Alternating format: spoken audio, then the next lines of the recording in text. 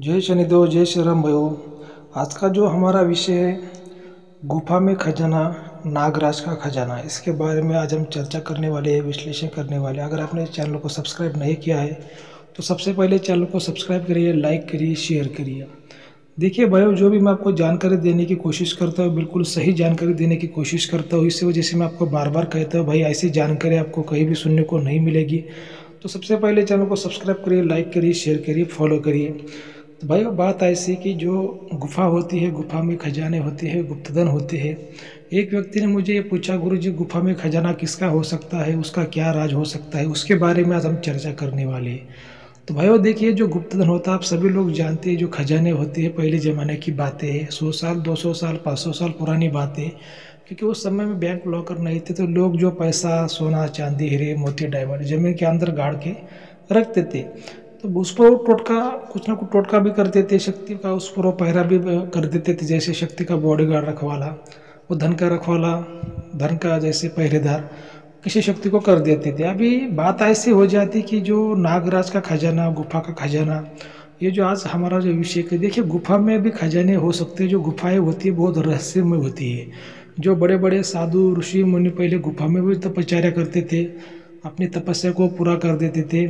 और जो बड़े बड़े नाग है, राज है, पहले जो बड़े बड़े जो नाग देवता थे वो भी गुफा में रहते थे।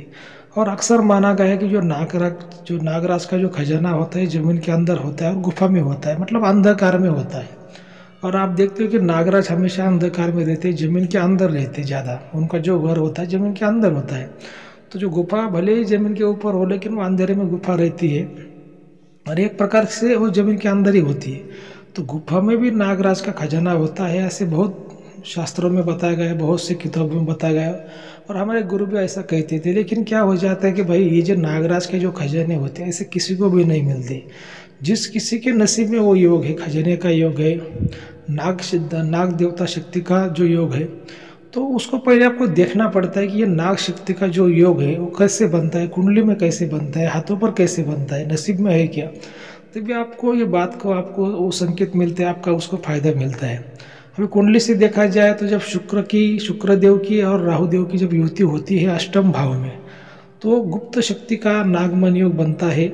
मतलब उस व्यक्ति को नागराज दिखते हैं, नाग देवता के संकेत मिलते हैं और नाग देवता के उनको खजाने मिल जाते हैं। जैसे कोई जमीन के अंदर खजाना हो, गुफा के अंदर खजाना हो, उस पर नाग देवता का पहरा है या पर नाग देवता उसके मालिक है, तो वो खजाना उन लोगों को मिलने के चांसेस होते हैं।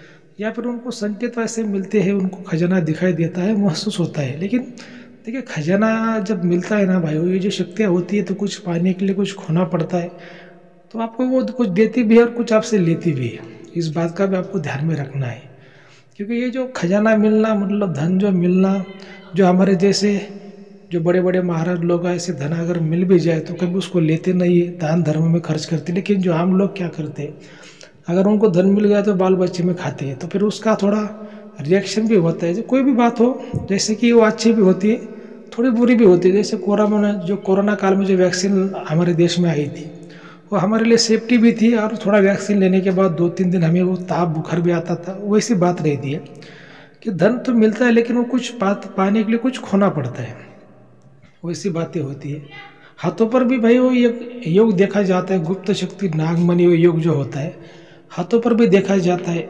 अभी हाथों पर कैसे देखते हैं कि मैं आपको छोटे समय में आपको समझाने की कोशिश करता हूँ। जैसे मान लीजिए कि आपकी जो भाग्य रेखा है, ठीक है, भाग्य रेखा है, तो भाग्य रेखा पर अगर क्रॉस है, ठीक है, हृदय रेखा और जो आपने मतलब आपकी जो हार्ड लाइन होती है और जो माइंड लाइन होती है, उनके बीच में जो भाग्य रेखा जो ऊपर जाती है शनि पर्वत पर, उसमें अगर माइंड लाइन में और हार्ड लाइन के बीच में अगर क्रॉस कनेक्शन बनता है और दोनों हाथों पर क्रॉस कनेक्शन बनता है, तो गुप्त शक्ति नागमणि योग बन जाता है। कि जैसे राहुदेव यानी वो नाग है, ठीक है, राहुदेव यानी नाग है और शुक्रदेव यानी वो हीरा है, डायमंड। तो नाग देवता का जो हीरा होता है, डायमंड होता है, आपने जब सब वो कहानियाँ सुनी है, तो गुप्त शक्ति नागमणि योग बन जाता है। और ऐसे लोगों को नागराज का खजाना मिल जाता है, डायमंड मिल जाता है, गुप्त धन मिल जाता है। ऐसे उनको देवता से उनको फायदा मिल जाता है। और ऐसे लोगों का जो खेत होता है, घर होता है, उसमें बड़े बड़े नाग देवता रहते हैं, बड़े बड़े नाग देवता के वहाँ पे संकेत उनको मिलते हैं। तो ऐसे लोगों को क्या करना चाहिए, अगर उनको ऐसा लगता है कि भाई अपने खेत में कोई बहुत बहुत बड़ा नाग है, उनको बहुत बड़ा नाग दिखाई देता है, या फिर कोई साधु संत जो होते हैं उनको बताते कि भाई तुम्हारे खेत में बहुत बड़ा नाग है, तो एक नागराज का उनको वहाँ पे मंदिर बनाना चाहिए। तो भैया ऐसी बातें समझने के लिए गुरु करना चाहिए, गुरु करना आवश्यक होता है, तभी आप ये राजों को जान सकते हो, जो अपना जो रहस्य में जो बात होती है उनको जान सकते हो। गुरु के हमेशा सानिध्य में रहना चाहिए भाइयों। ये इतनी बातें 2-4 मिनट में समझाना आसान बात नहीं होती। अगर आपको कोई भी समस्या तो आप दिए गए नंबर पर हमें कॉल या व्हाट्सअप कर सकते हो, लेकिन जो चैनल के फीस से लागू रहेगी, इस बात का आपको ध्यान में रखना है भाइयों। तो अगर आपको वीडियो आज का अच्छा लगा तो अपने चैनल को सब्सक्राइब करें, लाइक करें, शेयर करें। जय श्री देव, जय श्री राम, धन्यवाद।